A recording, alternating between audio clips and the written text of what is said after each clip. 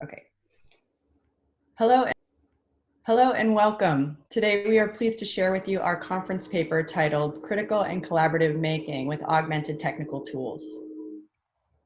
My name is Kat Normoyle. I'm an assistant professor of graphic design at East Carolina University, and today I'm presenting to you here from Greenville, North Carolina.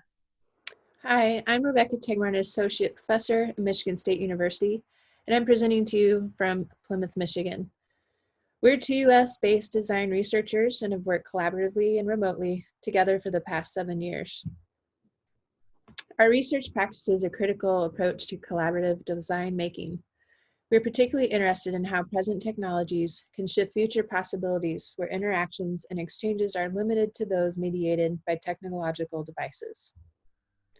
In our paper, we discuss how 3 investigations explore these ideas and seek to foster new ways of thinking and making through play and experimentation, to uncover how they affect social interactions and empower people to become producers, and to look at how relationships between collaborators and the technologies in use through transparent processes are affected. In our research, we consider socio-technical systems through a critical making lens. A socio-technical system is a system of working that recognizes and responds to the interactions between people and technology in a working environment. Critical making is a process that considers both material and conceptual work simultaneously. As Matt Ratto defines, critical making happens when the material and conceptual work are interwoven.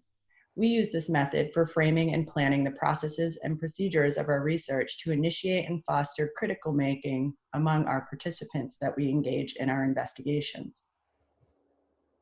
We also draw on Seymour Papert's learning theory of constructionism, which advocates student-centered discovery learning where students construct models for learning through materials and processes.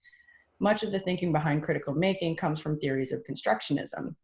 Papert believes that thinking and making are interrelated, and he discusses how the use of computers can be used as objects to think with and instruments for learning.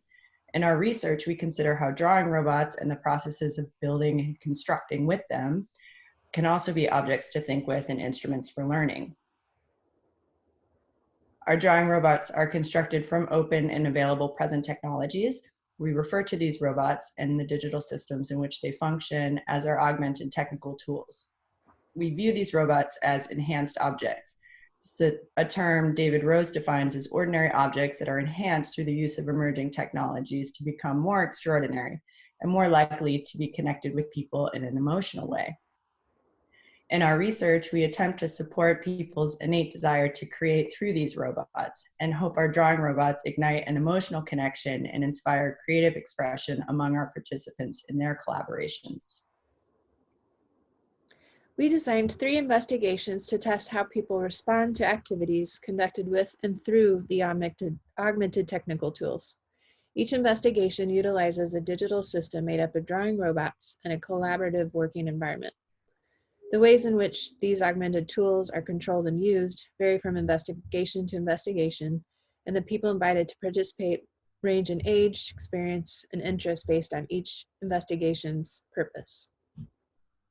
The first investigation demonstrated how collaboration and social interactions may take place through one system of augmented technical tools in one physical location. It sought to foster play and experimentation among many participants and empowered people to become producers within a collaborative context by inviting people into an open collaborative making process. Based on these goals, we designed an exhibition experience in a museum space as a participatory installation that utilizes a single robot with a drawing surface. Participants could draw with the robot by texting it commands with their smartphones. Visitors of the museum were able to draw with the robot by sending directional commands via text message sent to the robot. A vinyl sticker cued participants to do this. So once a directional text message was sent, the message was delivered to the robot. We used Twilio as the communication platform to manage the text messages. The text command was communicated to a computer off-site, which then connected to the robot and prompted the robot to move and draw. The exhibition ran for a total of 8 weeks. After its completion, we had a total of 36 feet of drawings. Each day, we would use a different mark-making tool to visually document how many participants engaged with the project and when. We had so much participation that each week we would start a new drawing. In the first weekend, the robot received over 2,000 texts. Interestingly, the physical drawings became a sort of recording or visualization of the activities and interactions that were happening between participants over the course of the weeks. During the exhibition, we found that visitors were eager to create with the robot and tried to push the limitations of its capabilities to understand the tool in more depth. We learned from the data that commands other than left, right, forward, and back were used. One example of this was the command dance. This indicated that participants understood how to think and make through the use of the robot because they were making assumptions about other commands that the robot may recognize. This implied that the participants were seeking more opportunities to engage with the tool, and as Papert discussed, that participants were beginning to think like the robot and learn through the instruments. The second investigation demonstrated how two participants collaborated from two remote locations. This was a similar setup to how Rebecca and I have worked in the past with these tools. This investigation sought to put the technology and setup process in the hands of others to test how they respond to the technology in use and how remote collaborative experiences of making might work. We hope that they would experiment with a making process to possibly shed light on the findings that they had not yet brought, or that were not yet brought to our attention.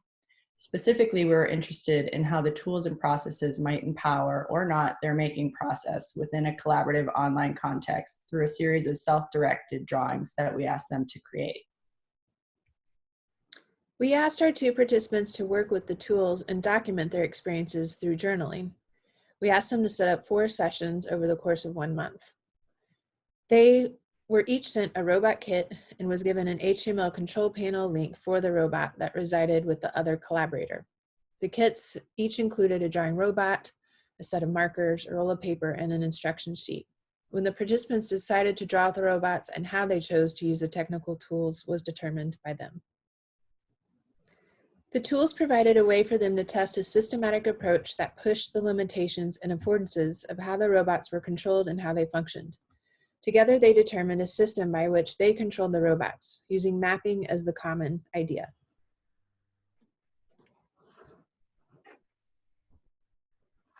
What I'm sort of indicating here is like around, you know, or a like an interval. Mm-hmm. So kind of do. Oh, so you didn't have to go very far to get to your place. No, because it's right around the corner. Mm-hmm. I like these mental maps, and maybe there's a way that we could do like, I don't know, more than like you do one, I do one. Yeah, just keep it like layer on top of it more. Yeah, like what if you just rolled up yours, yeah, and the next time we unroll it and say, okay, let's do another exercise journey. Yeah, let's do it. Yeah. One of the participants used a series of bike routes connecting time as it relates to distance. The other participant used their daily route via a geographic map. This way of working supports a facet of critical making as defined by Summerson. The way the tools were used was prioritized over the objects and the outcomes.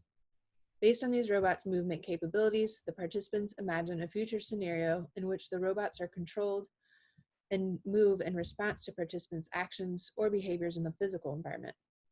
An interesting scenario revealed from the post survey that implies a factor Norman and Rose state: designed objects can connect on an emotional level with people and support their curiosity and ability to learn. The third investigation demonstrated how teams of participants work collaboratively to build and construct their own technical tools for making activities and then modify them based on their own interests and expectations. In this investigation, we wanted the participants to learn about the technologies in use and how the tools and methods could support collaboration, but we also encouraged the participants to manipulate and develop the technologies further to engage more deeply with the material and concepts that were being introduced. Based on these goals, we set up a 2-day workshop experience that included a day for building the robots and another day for drawing and further modifying them. We invited 12 participants from a local robotics team to reflect a population that were directly interested in robotics and technology. This was meant to contrast our previous investigations that sought to approach more art and design audiences. Students who participated were mostly high school students, but we did have a few middle school students as well. We broke them up into 3 teams, and each team built 1 robot. On the first day, a robot kit was provided to each team with a set of instructions. The kit allowed participants to work intuitively through procedures and processes. Because of this, participants engaged with one another to determine how they wanted to move through the steps before seeking answers directly from a facilitator. This prompted groups to take initiative in their learning and work through challenges independently as well. On the second day, participants worked through a series of prompts to create collaborative drawings. Each team approached this a little bit differently. Team 1 was very interested in how their tools function to create patterns and repetition in their drawings, like spirographs. They focused on the physical drawings and how it compared with the digital visualizations on the interface and tried to get more precise designs. Team 2 was more engaged with collaboration as a process. They were less focused on the outcome. Team 3 was interested in improvisation and creating a visual narrative. They recognized the capabilities in the robot's movements. If they drew with smaller increment distances and then tried to create more representational drawings. Yes. What's running into something? It is like oh. Okay, now I see it.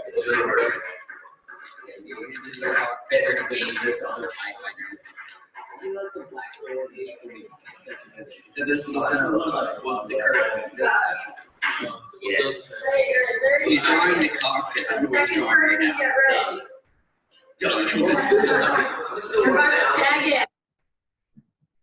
Participants were highly engaged with the technology and the system of tools under investigation. In the final drawing activity, where modifying the bots was introduced, some participants modified the pin holder, considering the mechanics of the robots and how they might improve its drawing capability. Another group adjusted weight balance to try and distribute better balance on its movement. Although these participants did not consider themselves particularly creative, many shared in the post-survey how their passion for robotics and technology made them think more intently about art and collaboration, and not the other way around.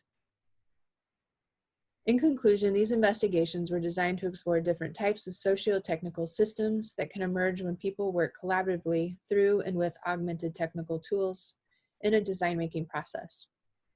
By these investigations, we've been able to invite others into this project and as engaged participants in different ways and learn from these experiences.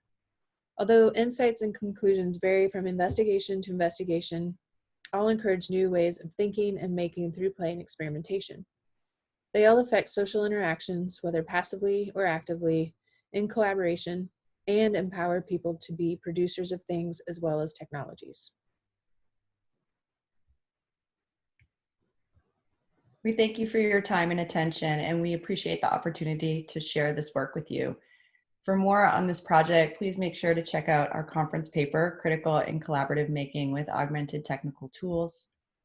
You can also find us online and email us with any questions. Thanks again.